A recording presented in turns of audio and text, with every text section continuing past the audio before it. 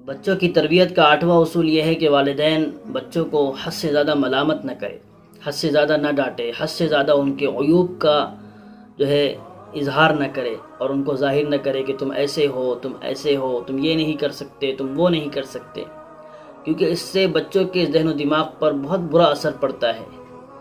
ہم دیکھتے ہیں کہ اللہ کے نبی صلی اللہ علیہ وسلم بچوں کے کاموں میں زیادہ ملامت نہیں فرمایا کرتے تھے اور بچوں کو حد سے زیادہ، ضرورت سے زیادہ ڈانٹتے ڈپٹتے بھی نہیں تھے۔ چنانچہ حضرت انس رضی اللہ تعالیٰ عنہ، جنہوں نے 10 سال مسلسل اللہ کے نبی صلی اللہ علیہ وسلم کی خدمت کی، وہ فرماتے ہیں اللہ کے نبی صلی اللہ علیہ وسلم کے انداز تربیت کے بارے میں کہ کیا خوبی انداز تھا آپ کا تربیت کا، کہ میں نے جو کام کیا اس پر آپ صلی اللہ علیہ وسلم نے کبھی یہ نہیں فرمایا کہ تم نے یہ کیوں کیا، اور میں نے جو کام نہیں کیا اس پر بھی آپ صلی اللہ علیہ وسلم نے یہ نہیں فرمایا کہ تم نے یہ کام کیوں نہیں کیا۔ اور اسی طریقے سے امام احمد رحمۃ اللہ علیہ نے حضرت انس رضی اللہ تعالیٰ عنہ سے ایک روایت نقل کی ہے کہ انہوں نے فرمایا کہ میں نے حضور صلی اللہ علیہ وسلم کی 10 سال خدمت کی ہے، اور آپ صلی اللہ علیہ وسلم نے مجھے کسی بات کا حکم دیا ہے اور اس حکم کو پورا کرنے میں مجھ سے کوئی سستی ہو گئی ہو یا وہ کام میں نے کیا ہی نہ ہو، اس پر بھی آپ صلی اللہ علیہ وسلم نے کبھی مجھے ملامت نہیں فرمائی، کبھی مجھے ڈانٹا ڈپٹا نہیں، اور گھر کا کوئی فرد اگر مجھے ڈانٹتا اور ملامت کرتا تو آپ صلی اللہ علیہ وسلم فرماتے کہ اسے چھوڑ دو۔ تو یہ انداز تربیت ہے، ایسا ہونا چاہیے تربیت کا انداز کہ اس طریقے سے بچوں کے ذہن و دماغ پر بہت اچھا اثر پیدا ہوتا ہے۔ اور سب سے بنیادی چیز یہ ہے کہ جو مربی ہوتے ہیں، جو والدین ہوتے ہیں، ان کی محبت بچوں کے دلوں میں پیدا ہو جاتی ہے۔ پھر بچے یہ سمجھتے ہیں کہ ہمارے خیر خواہ ہیں، یہ ہمارے محسن ہیں اور یہ ہمارا خیال رکھنے والے ہیں۔ پھر بچے ان سے گھبراتے نہیں، بچے ان سے ساری باتیں شیئر کرتے ہیں، اور بچے جو ہے ہر وقت جو ہے ان کا خیال بھی رکھنے کی کوشش کرتے ہیں، کیونکہ وہ جانتے ہیں کہ یہ ہمارا خیال رکھتے ہیں۔ تو یہ چیز بچوں کی تربیت میں بہت ضروری ہے کہ ان کو زیادہ ڈانٹا نہ جائے، زیادہ ان کو ملامت نہ کی جائے، زیادہ تانے ان کو نہ دیے جائے۔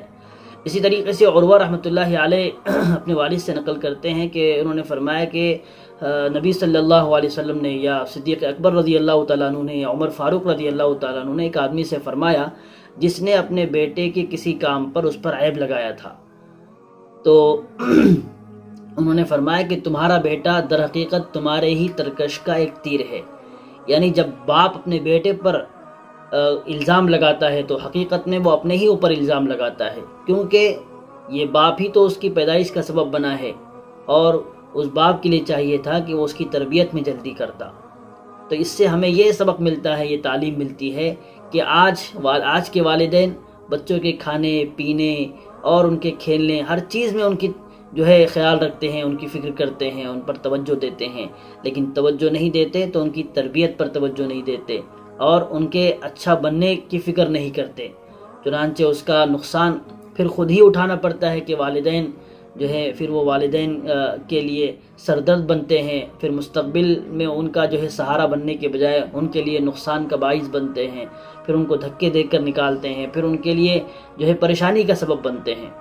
اور علماء نے فرمایا ہے کہ بچوں کو حد سے زیادہ تانے مت دیا کرو، زیادہ ملامت نہ کیا کرو، زیادہ ڈانٹا ڈپٹا مت کرو، کیونکہ اس کا بڑا نقصان یہ ہوگا کہ بچے پھر ضدی بن جائیں گے اور بچوں کے اندر عناد و سرکشی پیدا ہوگی، اور پھر وہ یہ سوچیں گے کہ ہمارے اندر کمیاں اور خامیاں نہیں ہے، اس کے باوجود بھی ہمارے والدین ہمیں ڈانٹتے ہیں، ہمیں جو ہے کہتے ہیں کہ تم ایسے ہو ویسے ہو، تو پھر ہم کر کے دکھاتے ہیں کہ ہم کیسے ہیں۔ تو ایک نقصان یہ ہوتا ہے کہ بچے جو ہے والدین کی جو ہے سردرد بنتے ہیں، اور ان کے مستقبل میں پھر بچے ان کا سہارا نہیں بنتے، آنکھوں کی ٹھنڈک نہیں بنتے، اور دوسرے بچے جو ہے نقصان یہ ہوتا ہے دوسرے کہ بچے ضدی بن جاتے ہیں۔ تو یہ 8 اصول تھے ان حضرات کے لیے جو مربی ہے اور جو تربیت کرنے والے ہیں، جن کی زیر نگرانی بچے جو ہے پلتے ہیں اور پرورش پاتے ہیں، اور پھر ماں باپ ہیں۔ تو ایسے لوگوں کے لیے 8 اصول ہے جو سیرت سے لیے گئے ہیں اور صحابہ کی سیرت سے لیے گئے ہیں۔ اس لیے اللہ کی ذات سے امید ہے کہ جو بھی ان 8 اصولوں کو سامنے رکھ کر اپنے بچوں کی تربیت کرے گا تو انشاءاللہ ان کے بچوں میں ضرور جو ہے تبدیلی آئے گی، اور بچے جو ہے اسلامی طرز پر زندگی گزارنے والے بنیں گے، پھر ان کا مستقبل بھی روشن ہوگا، اور وہ بچے اپنے ماں باپ کی آنکھوں کی ٹھنڈک بھی بنیں گے اور ماں باپ کا سہارا بھی بنیں گے، اور ایسے بچے پھر معاشرے میں ایک نمونہ بنیں گے، نمونہ بن کر ابھریں گے، اور پھر اس طریقے سے ماحول خوبصورت سے خوبصورت پیدا ہوتا چلا جائے گا۔